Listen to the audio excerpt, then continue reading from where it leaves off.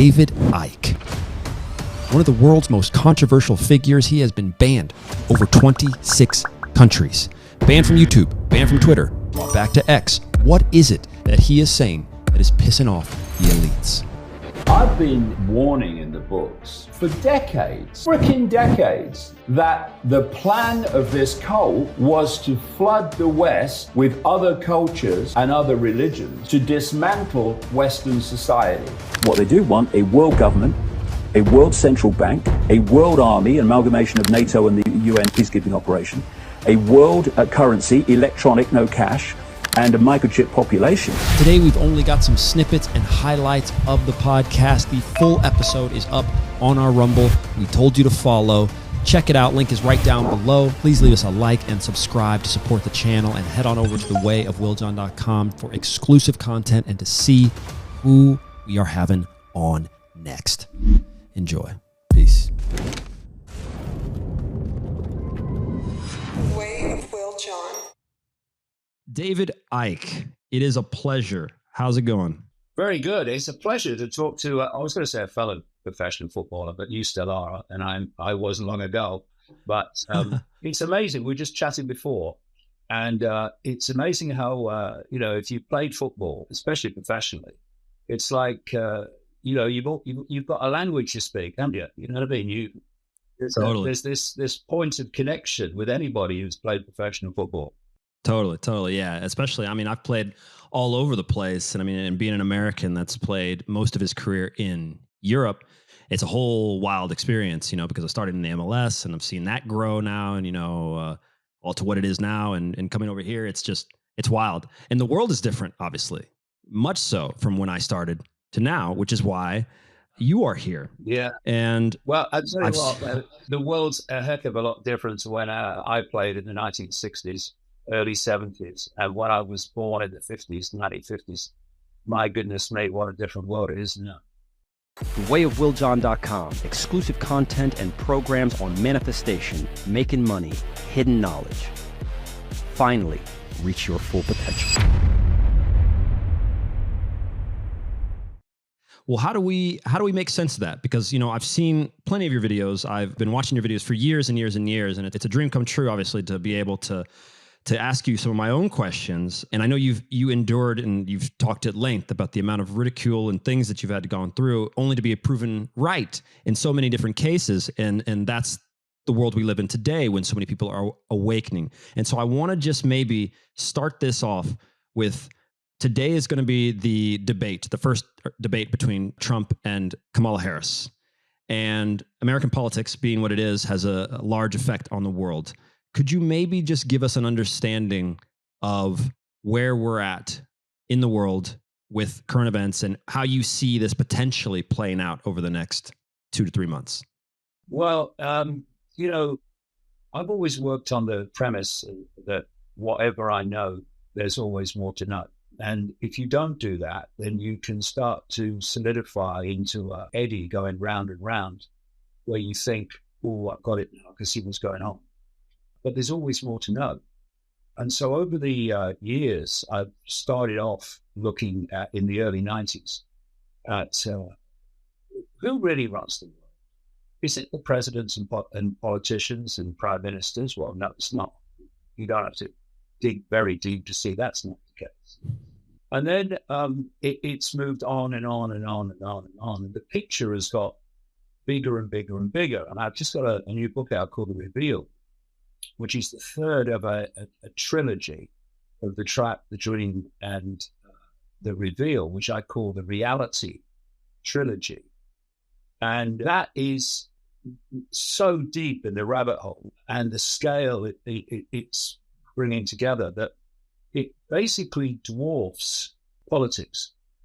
And I think, one of the things that I've been pushing back on in the last year, 2 years, is the way that the alternative media arena has solidified, I say hijacked since COVID, but it's solidified into right-wing politics. So there was a time when it was understood by most people in the alternative media anyway, pre-COVID this was, that it doesn't matter. This is a phrase I heard many times when I was traveling America in the 1990s, talking to nobody. It doesn't matter who you vote for, the government still gets in. So what's happened is that understanding that we live in a one-party state masquerading as political choice has regressed into Trump good, Harris bad.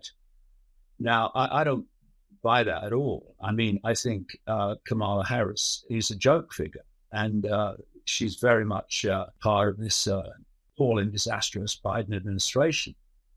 But, if you're in a one-party state, then that means you control both parties in terms of America, not just the one. And one of the phrases that I've used over the years is know the outcome and you'll see the journey. And so if you can uncover what the planned outcome is, then you can see the journey towards it day by day in events and changes and new legislation and such like. And if you do that in terms of American politics, you see the outcome is for a deeply controlled, fundamentally controlled dystopian society. But I mean, that's planned globally, not just in America, in which ultimately, and not too far from now either, this is not sometime over the rainbow, the connection of artificial intelligence to the human brain, human mind. And so the one-party state looks at this and it says, okay, well, on the so-called left in politics, which is absolutely not the left that I grew up in England in the 1950s and 60s, very different, what we call woke these days, which is not the left-wing politics that I remember. That is pretty much a pushover to start to move and indeed move very quickly towards this dystopian, technocratic, transhumanist society where people fuse with machines. The problem the one-party state has is that there's a great number of people, we're talking about America now, but it's the same across the world, but in America, basically would support Trump. And they need to be dealt with in a different way because everything in the end is perception, control of perception. You control perception, you control behavior. Control behavior en masse, you control human society. And so their perception of going towards this transhumanist connected to AI society needs to be dealt with differently. And so what you have with the woke side, the left side, is basically the hard sell of your Klaus Schwabs at the World Economic Forum and Bill Gates and all these people that say, well, and Ray Kurzweil at Google, this so-called futurist, who said that I said some years ago now, that by 2030, they'll be connecting the human brain to artificial intelligence. And once that connection is made, artificial intelligence will do more and more of human thinking until human thinking is, as we know it, is negligible. That's what he's actually said. And that's he's articulating the plan there. But his sales pitch, of course, is that if we fuse with artificial intelligence, we'll be gods. We'll be slaves to whatever artificial intelligence tells us we've got to think and emotionally feel. So you have that hard sell. So how do you deal with 70-odd million people more, probably, that in America that don't want that? Well, you do it by bringing into the game a bloke called Elon Musk. I've been following Elon Musk, tracking Elon Musk for a very long time, long before he bought Twitter X. And his companies are ticking every box of this dystopian agenda, not least SpaceX, for reasons we might come to. And, of course, Neuralink, with the connection to the human brain of computer, electrical, AI connections. And so there were some people in the alternative media before we bought Twitter who were seeing this, and they started calling out for pushing this transhumanist agenda. And then he bought Twitter X, and it stopped. And now he's a god. Now he's a free speech hero. And what is he doing? He's giving the soft sell to the same end. This is why, Trump-Harris is a diversion in a way, in a big way, because it's which side of the one-party state you want to support this time. And in another 4 years, you'll get the chance maybe to support another side of the one-party state, but it's still a one-party state. So the soft sell is this. It's Elon Musk saying, first of all, that AI could be the end of humanity as we know it. True, that's the idea, to take away what we now consider to be human thought and emotional response. So what does he say? Well, look, AI is inevitable, right? It's going to happen. Well, of course it's happening because of human decisions. Low orbit satellites are being put up there in fantastic number by SpaceX, others, but SpaceX overwhelmingly, thanks to decisions made by the Federal Communications Commission. And these low orbit satellites are firing this cloud, as they call it, this electromagnetic field, which is expanding all the time as more satellites go up. And this is fundamentally part, for reasons I'll come to, I'm sure, to this AI connection to the human mind and human perception. So he's saying it's inevitable. The FCC could have made other decisions and said, no, you can't do it.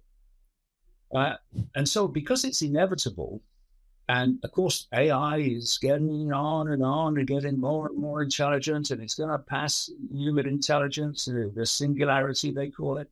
And so, well, if we don't fuse with AI, then humans are going to die out.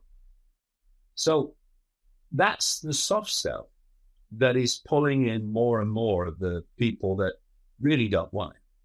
But the thing to keep asking is, what's the outcome?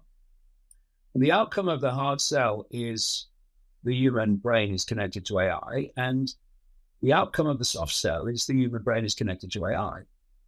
And it's a different pitch to different perceptual groups. So the pitch to the woke Harris, if you like, quote, left, is different to the pitch of the Trump group, but the outcome is the same. And this is why, in the last few weeks, Elon Musk has gone from making endless comments. I mean, he says that 80% of his time he's done engineering and designing. Right. Well, no, 80% of his time, if he's actually posting it, he's on Twitter. It's like machine gun. And suddenly there was a switch. He was making comments and all that stuff, but he was not being overtly political. And then suddenly he becomes very, very political for Trump and against Harris. And, they say that, and it's true, that people like Mark Zuckerberg at Facebook are manipulating elections by the algorithms and what they allow to be seen and what is suppressed. And he very much was involved in the manipulation of the last election, which Biden was supposedly won. But what Musk now is doing with Twitter X is exactly the same.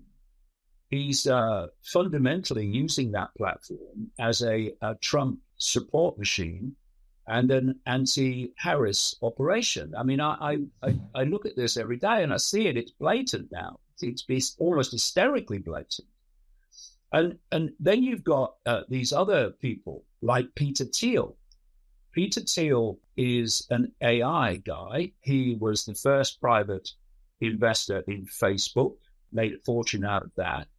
He started an organization, a company called Palantir, which provides surveillance equipment and technology for the Pentagon and for the American intelligence network, plus foreign networks as well.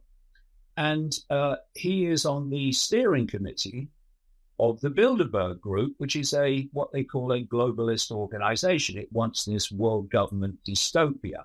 Been exposing that for decades. It started in 1954. It used to be Holland at the Bilderberg Hotel. It's the name. And so he is a funder of the political career of J.D. Vance. He's also a business associate of J.D. Vance. He's also a business associate of Vivek Ramaswamy. J.D. Vance, of course, became the running mate of Trump, and Ramaswamy is a massive Trump sycophant and supporter. And when a few months ago now, I suppose, in the summer, they were knocking names around for who was going to be the running mate of Trump, and J.D. Vance came up, because I knew the background and the connections to Thiel, who was on the Trump transition team in 2016 when he won the election. I knew it was going to be J.D. Vance. They were going to pick, and they picked. That's what they picked. And so there is a significant group of people around Trump, Musk, Thiel, and others, that are absolutely part of this AI human fusion agenda. And it's the soft sell that's coming along to trap and convince people it's the only way to save humanity is to do what the hard sell also wants. And so when I look at it from that perspective, I see a puppet show. I see a vaudeville show. And, the outcome is planned to be the same, whoever wins. Obviously, right. The emphasis now is on Trump, but who knows? But it's so far, this whole question of Trump or Harris, the same in every other country. It's so far from actually the scale of the human dystopia that it's almost laughable. But of course, the mainstream alternative media, which gets all the algorithmic support and all the promotion, all the funding, my God, we've seen the funding some of them get, $100,000 a week, some of them are being paid. At the center core of this alternative media, which has been seriously hijacked since COVID, like I said, and that is focusing attention on the myopia of American politics, because the alternative media has basically become right-wing politics at its center core. That's all it's become. And it's been a hijack. And what I've been shouting about as best I can is, hey, it's not just about that. It's much, much bigger. And out there, this much, much bigger is not only where you find the true scale of human control and the absolute foundation of human control, way beyond politics. It's also where you find the answers to human control. One of the most important things that I have learned interviewing all of these high performance leaders is that clarity of mind is crucial to your success. And what good is clarity of mind without clarity of sound? Which is why today's podcast is sponsored by Rode. We across Golarami use exclusively Rode audio equipment in order to do all of our stuff. If you are an influencer, if you're just a person out there trying to make some good content for your stuff at home, wherever it is, Rode is by far the best audio partner we have ever had. We have been using their stuff for almost 5 years now. Has never let us down. Truly incredible company, especially with all of the other affordable things that you guys can get from them. Check out the link right down below and enjoy the rest of this podcast. That's actually where I want to go, is because, like you said, it's become clear to most people in the world, America especially as well, that they're waking up to the show that is politics and this idea that this is a distraction between Trump and Harris, and whoever gets in, doesn't matter. They will push their agenda. I want to move to who is truly in charge. I've had some really interesting guests over the last, let's say, a couple months. I've had Dr. Stephen Greer, if you're that name. We just had Greg Braden just last week, who mentioned, speaking about very similar things as you. And a question that I didn't ask him because he wasn't as qualified as you are, which is, who is leading this charge? And maybe, correct me if I'm wrong, maybe this is also part of the question that got you into a whole lot of the trouble with this group and elite, by trying to understand who exactly, whether that come from a metaphysical standpoint or just here on Earth in this 3D physical world. Because if the CIA, for instance, just to name one group of CIA, FBI, whatever elite group you want to name, 3-letter agency, are controlling the assets to some of this. For us common people, I want to understand who is getting to say, go do this, go do that. If it's a puppet show, who's controlling the puppets? Yeah, well, that's obviously a key question. And, I do shake my head when I see some of these, quote, new stars of the alternative media that have come in since COVID from the mainstream overwhelmingly. Mm-hmm. Are saying that they don't know who's coordinating this. Well, read my bloody books from 25 years ago. The story is out there. It's just that it's too much for so many people to grasp that it could be true because of the programming. Because the programming of human perception is basically myopia programming.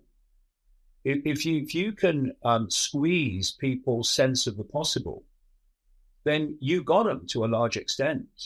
Because when people come along like me and say, this is happening and this is how they're doing it, it's so far out of their sense of the possible that they just reject it by reflex action. No looking at evidence, no research. It's just too far out of their sense of the possible, so it can't be true. And it's quite, I won't say depressing, but it's disappointing to hear all these people getting all these this algorithmic support funding, who are saying we don't really know who's. They talk about the deep state. Well, deep state. Right. What's that? It's a global agenda, so it's obviously not just the deep state in America.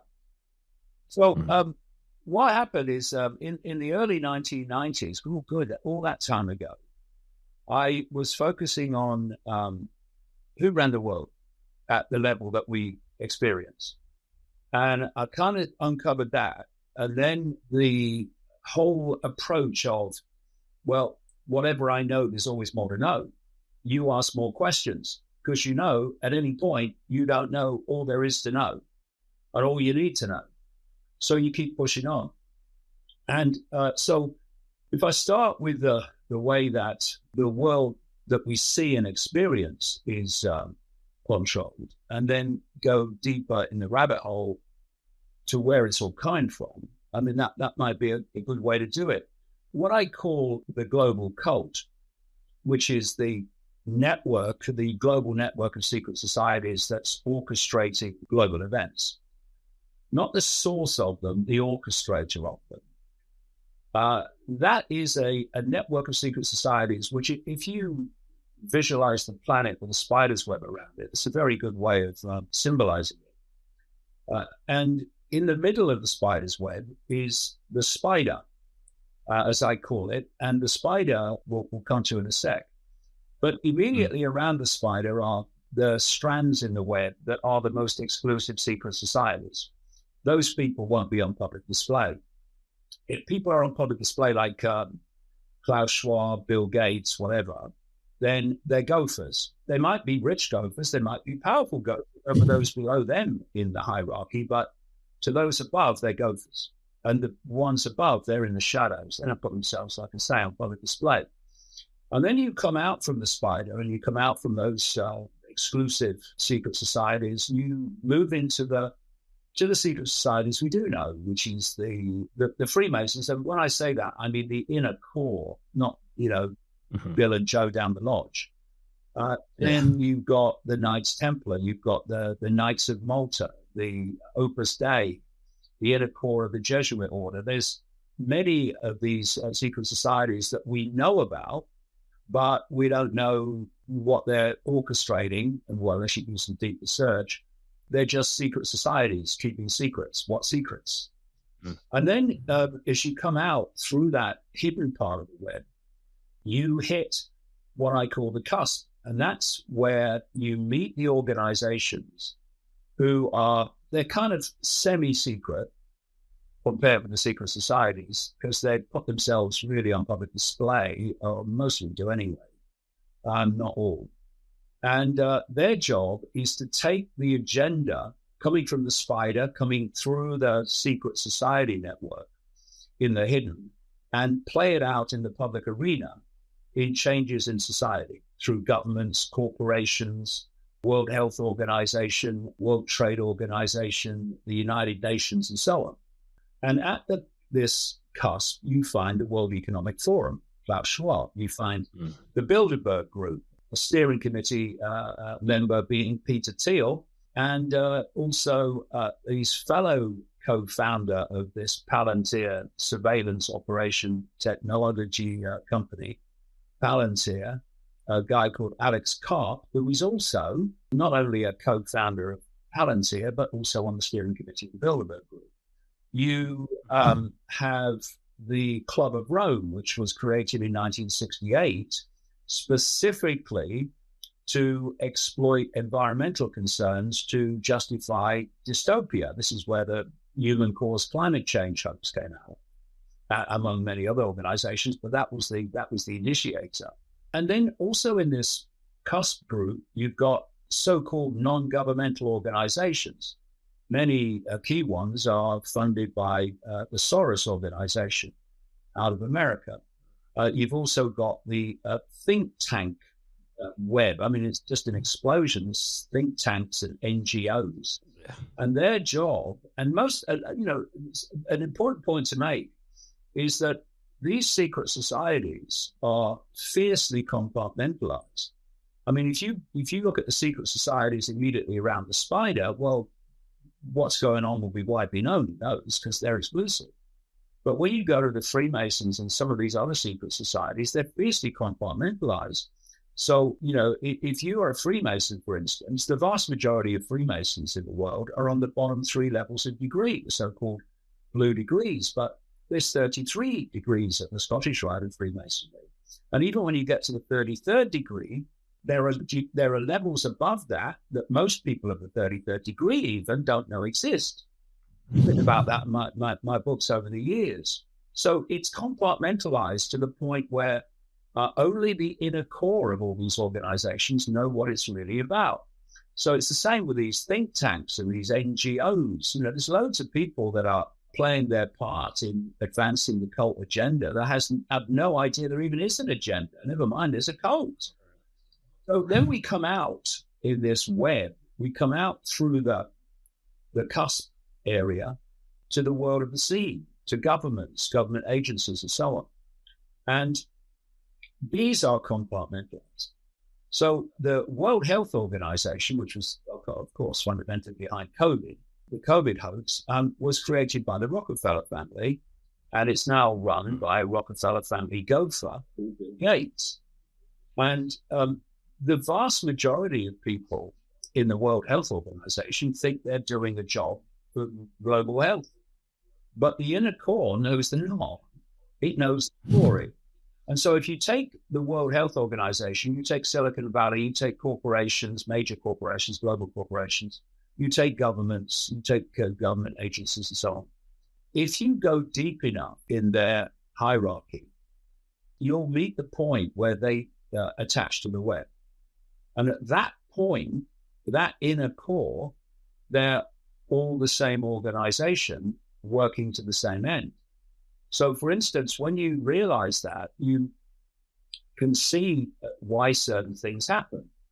The question when COVID began was why Silicon Valley corporations like Facebook, et cetera, YouTube, they all threw me off in April 2020 for exposing the COVID hoax. Right.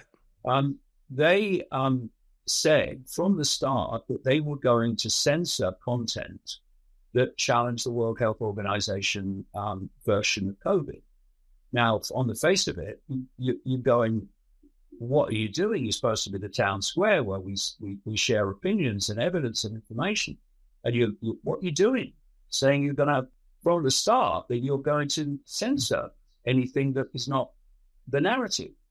Well, once you realize that these Silicon Valley corporations, just look at the backgrounds of where they came from, places like Icke, the technological development arm of the CIA, and DARPA, the technological development arm of the Pentagon, the Googles and Google on YouTube and Facebook, etc., which involve Peter Thiel, you then realize that they, at their inner core, attached to the web, the global cult web, and so does the World Health Organization, obviously, being a Rockefeller creation. And so what you're looking at is one arm of the web censoring on behalf of another part of the web so that the web agenda can be advanced. It also explains why the big pharma cartel, people like Pfizer and Moderna, can go to apparently drug regulatory agencies of government supposed to protect the public from those organizations and ask for their COVID fake vaccines, not even a vaccine on the previous criteria, to be given to people and younger ages, right down to babies.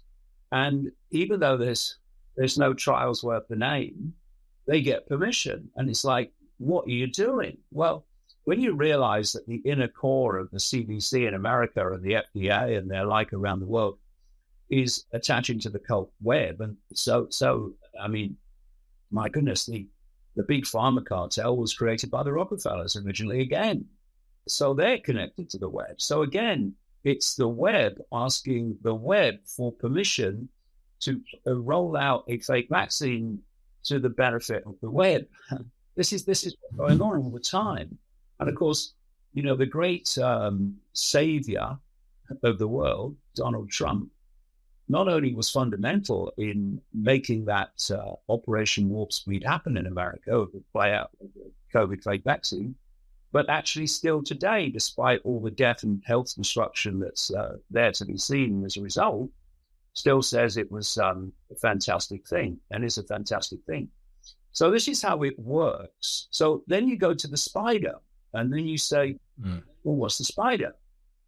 And, you know, one of the things that, you know, you have to do if you really want to know what's going on is you have to research an enormous number of subjects. No good just researching politics and that level of it, because you'll have what's going on in politics. You won't have anything else. Mm-hmm. And so I started from the kind of mid-90s onwards, really started to look at the nature of reality. What is reality? What is this place? And you start then to realize that what we call the human world, I go into this in detail, really deep in the rabbit hole, deeper than ever been before in the reveal in the book. And you realize that this so-called human world is absolutely tiny.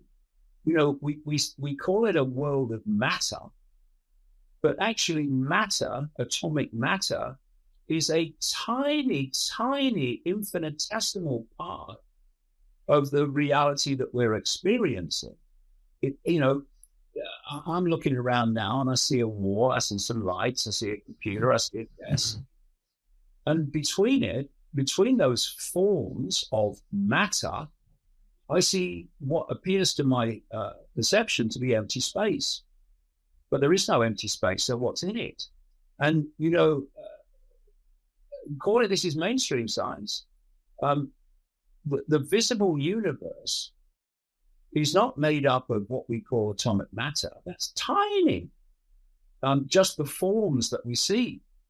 It's 99%, some say 99.9%, or 9%, something called plasma, which is called the fourth state of matter. It's a much more ethereal, energetic frequency.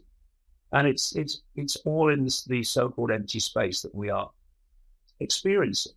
And you start to realize that, hey, this world we thought we lived in is nothing at all like we are experiencing it.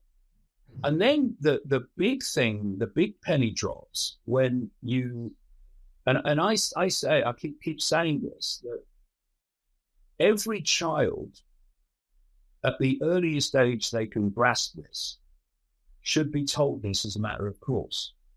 That when they look through their eyes, they're not seeing everything in the space that they're looking at. they're only seeing a tiny band of frequency that we call, and science calls, visible light. And to put that into perspective, according to mainstream science, the electromagnetic spectrum, which is basically human reality as we experience it, is 0.005% of what exists in energy in all its forms in the universe. And visible light, which is all we can see, everything you're looking at now is within this band of frequency, is a fraction of the 0.005%. Basically, humans are blind. And outside of that visible light is infinity in all its forms and facets. But we are not aware of that because we can only see, we are locked in. It's like being locked into a television channel or locked into a radio station. And, the old analog system, if you were on a television channel or a radio station, no other radio station exists, just the one you're hearing. But then you move the dial to another radio station, another frequency, and now you've got that. But the one you've left hasn't disappeared. It's just that you're not tuned to it anymore. And so we are tuned to this realm of, quote, matter. And outside of that is infinity. And what then began to become clear through, enormous research, synchronicity, people I met, personal experience, is that this reality, this human world, is being manipulated from another realm outside of visible light, a realm they call in esoteric circles the astral or fourth dimension. We take this to be third dimension, just names. And that's the spider. That's where it's coming from.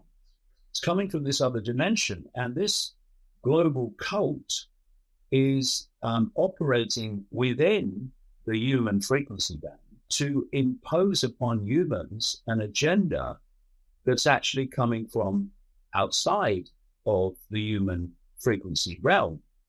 And what's fascinating to me is I kept asking questions and realized that wherever I know there's always more to know, is how much agreement there is across the religions and the various cultures around the world of this. Not only that, I have met many, many people in America in the industrial and military intelligence complex who have confirmed it, that this is actually what's happening.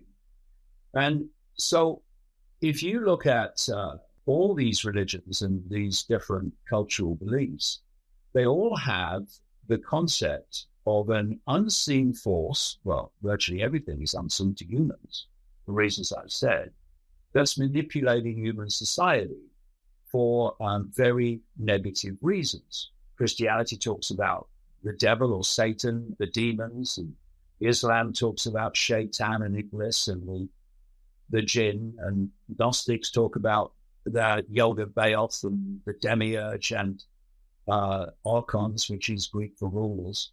And so it goes on around the world. And this is the common theme, that this non-human hidden force, hidden because it's outside of visible light, is manipulating human society. And that started to explain a lot of things. For instance, in the 1990s, when I was researching this cult network and the people involved, it was clear and bewildering to start with that these key players, famous people, are taking part in satanic ritual. I mean, human sacrifice ritual, the whole shebang. And the question obviously was, why? What's happening? And then you follow it back and you see that these ancient cultures, in the days when it was acceptable, were openly doing human sacrifices to what they perceived to be the gods. And then you look around the world and you see people talk about the Greek pantheon of gods, but actually there's pantheons of gods all over the place. And what I started to realize is that this pantheon of gods under different names of different cultures is actually the same, quote, gods, but they're not actually gods. They're these non-human, highly malevolent entities. And so then it kind of became obvious that the sacrificial rituals were being done, as the ancients talked about, as an offering to the gods. And you then say, well, okay, so what do the gods get out of this then? What do the gods get out of a human sacrifice? And then you also realize that the, quote, gods that these rich and famous billionaires and cultists are doing human sacrifice to now are the same gods the ancients were, because they're these astral entities that are manipulating our society from the hidden. And so why would they do this? What's the point?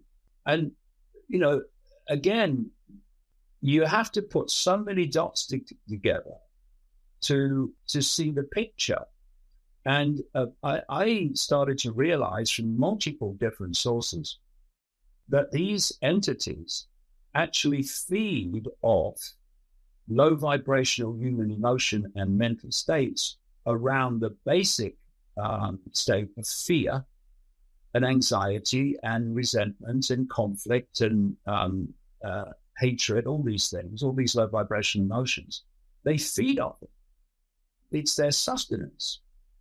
When the Morpheus character in the Matrix held up a battery and said, the Matrix is a computer-generated dream world designed to turn humans into one of these, a battery. That was a profound truth, actually, that he was describing in an apparently fictional movie. A lot of the Matrix movie was true in theme.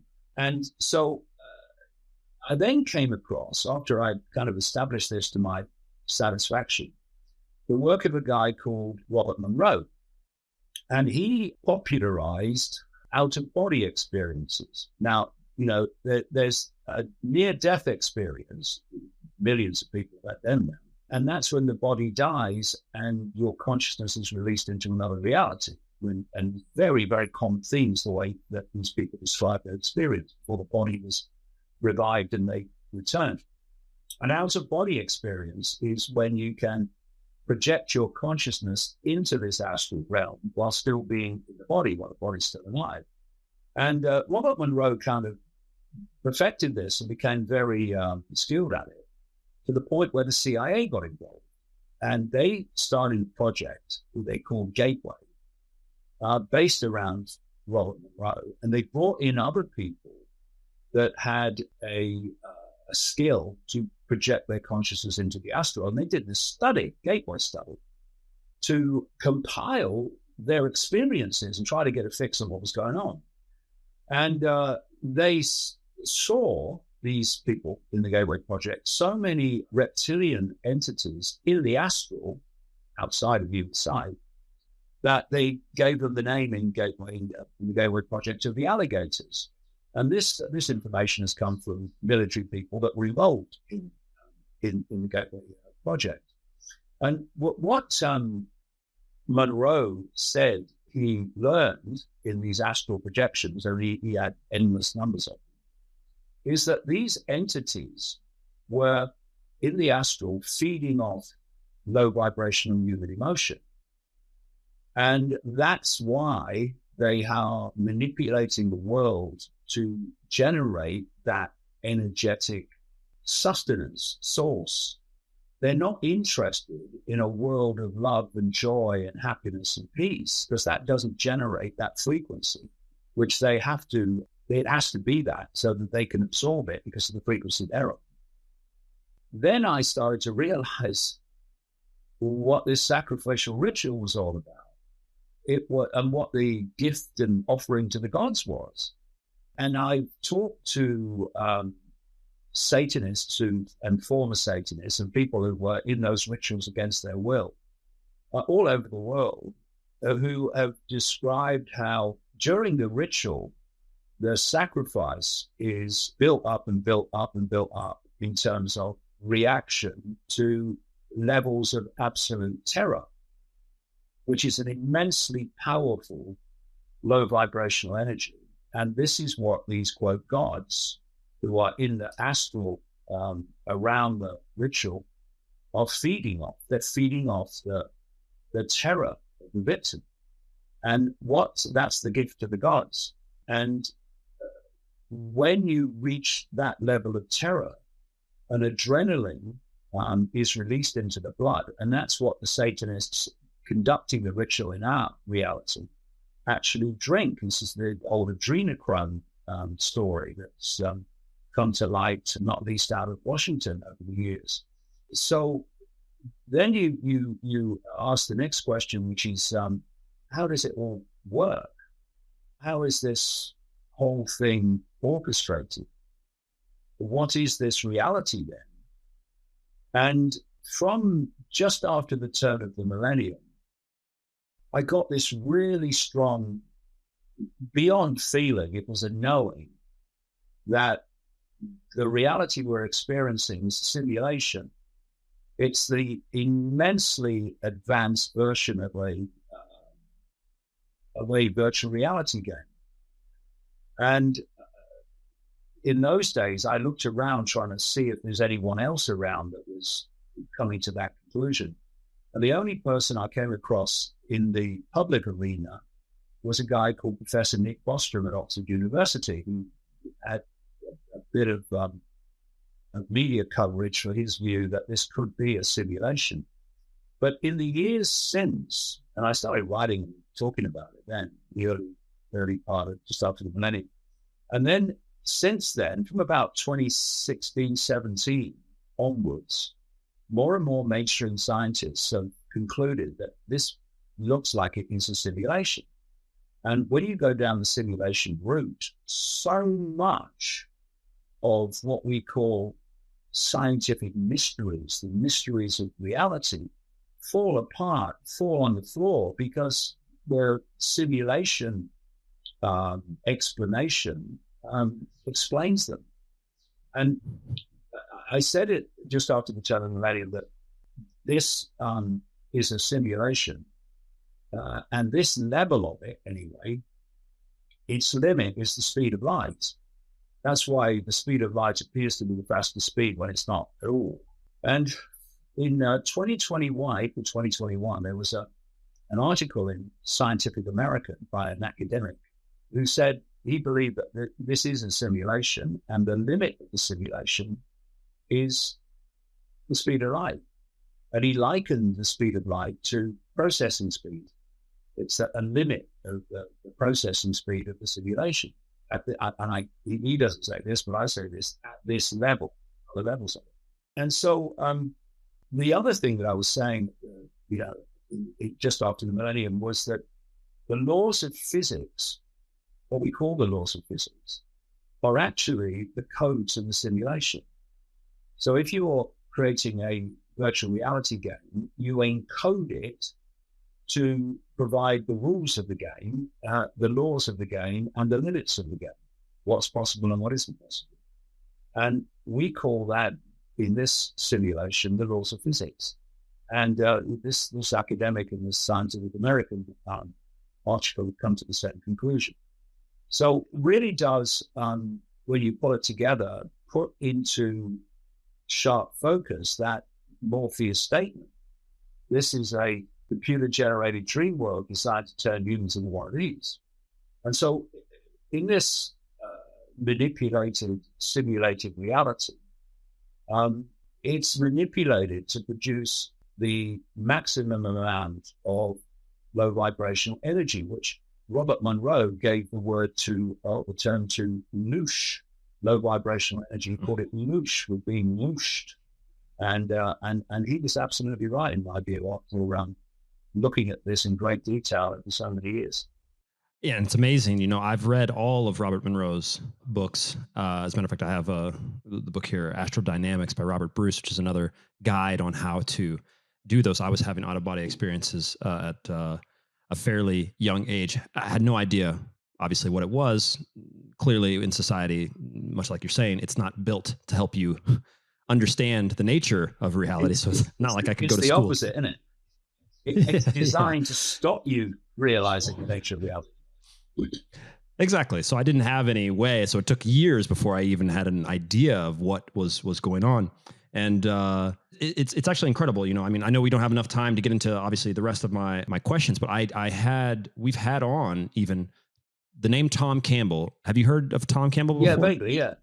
He went to go study with Robert Monroe. Tom is still around doing talks, and his magnum opus is a book called My Big Toe. It's a theory on reality, which goes into trying to explain to everyone exactly what you just said, essentially, you know, and he is a physicist, and that's what he does. And he had the experiences there with Robert Monroe, and he's got all things. I haven't had the chance yet to discuss with him exactly what his conclusions are on what the Gateway program came out of, but he was a part of it. He was a part of that at that time and doing all those things, and then branched off to do his own. But with the second that we have left, which is this last couple minutes, I have just one quick question, which you can just throw out there. And I know you may not be able to get into it in depth, but I have a weird inclination that maybe you could confirm for me. I found it weird, and I don't know clearly either of these people in depth. It's just a superficial look. But when I look at somebody like Leonardo DiCaprio, Ghislaine Maxwell, and there are a few others that do these events for like climate change, they end up at the UN, they end up doing these discussions on things. And for some reason, maybe I'm just cynical, but I feel like they don't really give a shit about the climate, or that they don't really give a shit about, you know, the people that they're there. They just seem like these people. And I'm so curious as to why that is, that they have to. Are they controlled that they have to make these speeches? Do they want to do it? Or? Well, there's many levels to it. One is that, you know, if you want the support so that you have this out there vastly remunerative career, then you go down that road. But, you know, we shouldn't also, my experience over the years, rule out how many people in the public eye who are pushing the agenda are actually involved in this cult. And knowingly so. You see, I talked earlier about the woke mentality. And of course, the woke mentality has brought hook, line, and the other thing, of course, climate change. And we're all going to die. Well, actually, from the climate, no, we're not. But then you've got the other side of it, the Trump side, if you like, supporters, who have seen through it. So you have to somehow, again, like with the AI, you have to somehow pull them in with a soft sell. And if you look at Elon Musk, for instance, his statements over the years have very much been in line with the agenda of human caused climate change. He says he wants a carbon tax, which is right off the pages of the World Economic Forum wish list, the cult wish list, in other words, which the World Economic Forum is an agency, an asset. And you look at Tesla and the whole electric car thing, is all justified by human-caused climate change being real. And the whole hoax of human-caused climate change, where you turn a gas of life, carbon dioxide, without which we'd all be dead. There'd be no natural world. There'd be no food supply. You turn that into a pollutant, the perception of a pollutant, and you demonize it. It's utterly ridiculous. The carbon dioxide levels have been vastly higher in the past, and we still somehow survived. And indeed, those periods of carbon dioxide expansion were very times that people flourished. It's the cold times where, you know, there's mass die-offs. And so they've demonized it. And they've demonized it because of a technique that I coined the phrase in the 1990s, problem, reaction, solution, where you create a problem, blame someone else for it, get the public to react in a way that says, do something about the problem. and then you openly offer the solutions to the problems you have covertly created and blame someone else. But there's also another version of that, which I call no problem reaction solution, where you don't need a real problem, you just need the perception of one. Now, of course, weapons of mass destruction in Iraq in 2003 was a classic no problem reaction solution because they weren't there, but the perception was that they were there, and so they justify a catastrophic invasion. And human-caused climate change is a no-problem reaction solution. And you know the funding for those that push it in science and academia is absolutely off the wall. It's fantastic. And if you push against it, well, you lose funding, and your academic career can be and scientific career can be in trouble. So it's all orchestrated, not least through the funding. But it's real simple the way the whole scam is played. And of course, people like DiCaprio, they fly in their private jets to climate change conferences. I mean, he's taking the piss, basically. And of course, they know it's not true. Gates and all these people know it's not true. But it's what the outcome is of people believing it's true. And so they have this net zero. Okay, well, that's pretty much all they have to do is set net zero and a year when that's going to be achieved, or they say it's going to be achieved. Why? Because the whole foundation of industrial society and the societies around it, particularly the Western world, but increasingly other parts of the world as well, is based on fossil fuels. Fossil fuels is how this industrial society emerged, what made it possible. So if your goal is to completely transform and dismantle global society as we know it, so you can reform it, reset it in the way that you want, then all you have to do is set the target of net zero. And as governments and agencies and corporations go towards that net zero target, to reach it, the foundation of modern society, fossil fuels, has to be more and more and more eliminated. And as a result of that, society is transformed. It has to be, because it's founded on fossil fuel use. And so when you look, for instance, at, because it's all a scam, it's all a bloody lie. When you look at electric cars, we're going to bring in legislation, they are doing it, so that the production of diesel and petrol cars stops to be replaced by electric cars. Well, that's not to do with replacing petrol, diesel with electric.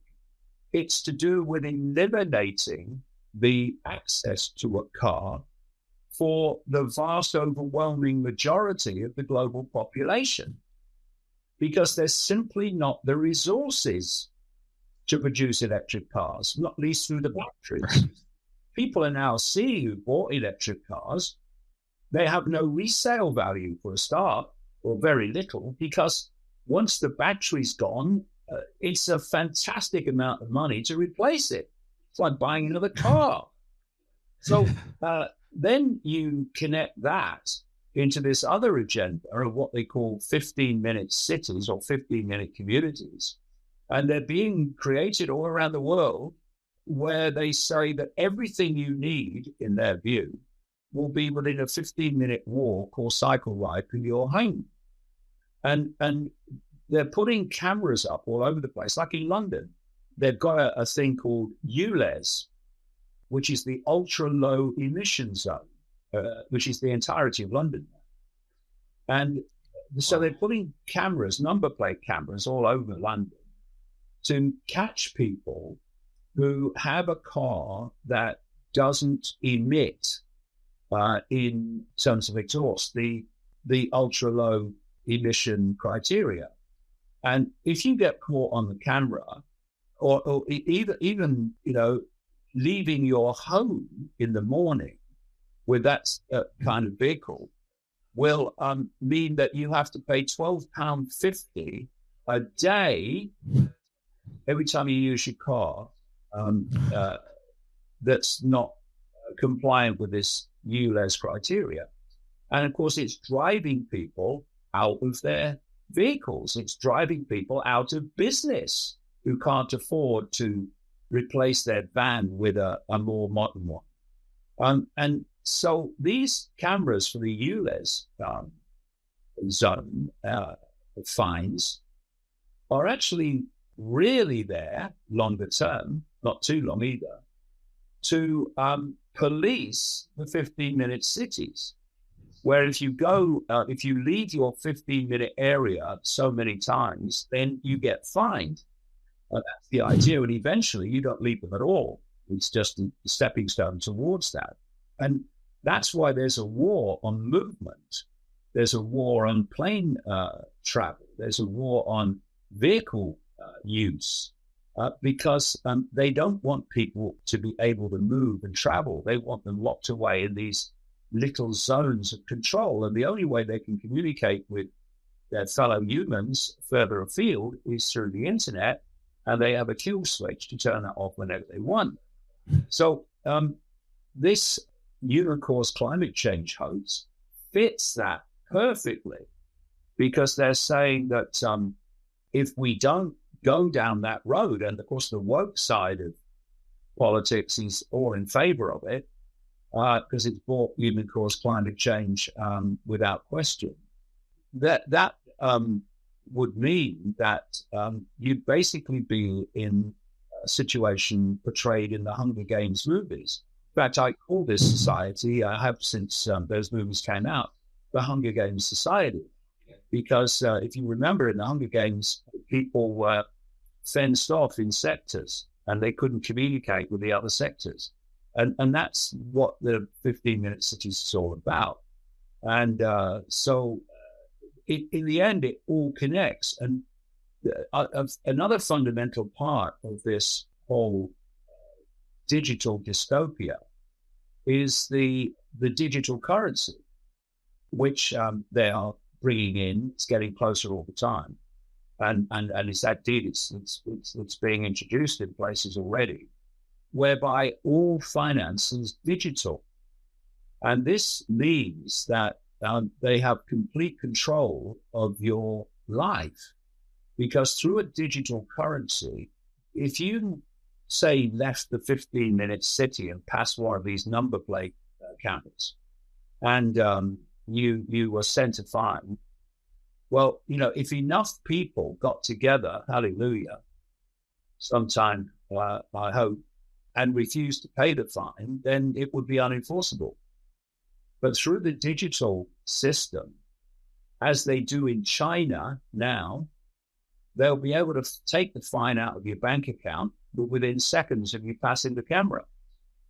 And so refusing to pay the fine becomes not an option. And the idea is that you are fined for doing anything that is outside of the dystopian imposition, to the point where if you don't conform, you ain't going to have any money left to put food on the table. And so I've said over the years, going way back, if you want to see what's planned for the West tomorrow, look at China today. And see, my view is that the Mao Revolution in China was a cult revolution. And it was designed to create a closed society of total top-down control that would mean that a system of total human mass control could be incubated and developed behind that wall of control. And that eventually, when it was perfected to a certain level, goes on being perfected as we speak, then it will be played out across the world.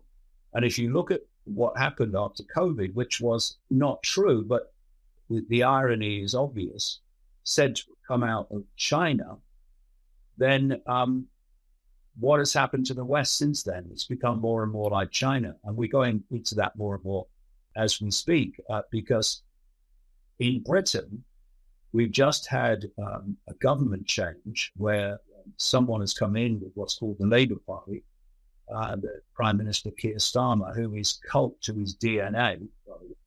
And I said before he came in, this is what he's going to do. And he's playing out this cult World Economic Forum agenda on steroids from the moment he took office. And this is what they plan to impose on Britain. And one of the things that one of the kind of platforms of their policy, a policy that has been supported in the last election in July only by 34% of the population, that's all who voted for these people, is to have a dramatic reduction in fossil fuel use and to cover the seascape and the landscape with solar farms of thousands of acres of farmland covered in solar panels and wind turbines. And something you said earlier about they don't seem to give a damn about climate change, even though they're talking about it. When you break down even the use of fossil fuels and the environmental impact of a solar panel or a wind turbine or an electric car, it's catastrophic. It's massive because it's not about the environment. That's the scam. That's the excuse. It's about dystopia. And that's why this has been played out, not least out of the Club of Rome, that cusp organization I talked about earlier. Absolutely insane, troubling to say the least. And hopefully in our next interview, we'll get into more of the solution, at least on our aspect. Yeah, I'd love to do that because the solutions are there. They're not there. This is why I'm saying it's bigger than you're focusing on mainstream alternative media. But there, the answers do lie.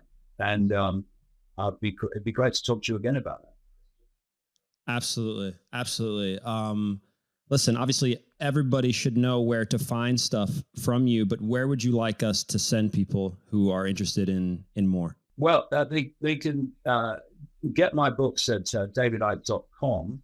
And also, of course, davidicke.com, I post news stories in context of what they really mean, as opposed to what we're told they mean every day. We also have a media platform called Iconic, which is basically an alternative version of Netflix, if you like. And it's got the whole spectrum of information from the news of the week and in context again. I do a show every week called Document.